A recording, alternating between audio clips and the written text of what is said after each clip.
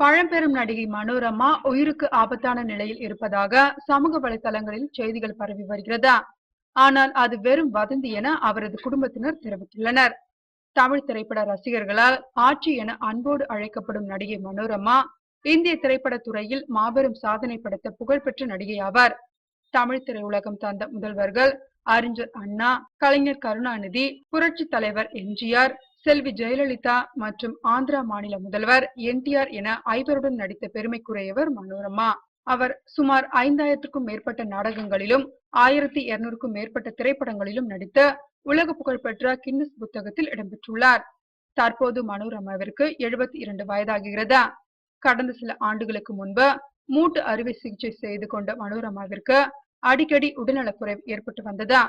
இதனால் பொது நிகழ்ச்சிகளில் கலந்து கொள்ளாமல் தவிர்த்து வீட்டிலே ஓய்வெடுத்து வருகிறார்.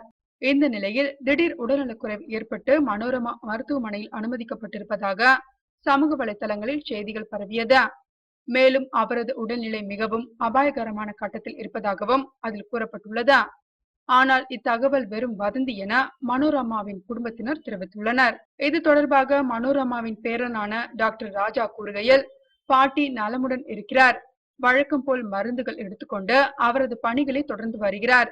இது போன்ற வதந்திகளை நம்ப வேண்டாம் என தெரிவித்துள்ளார்.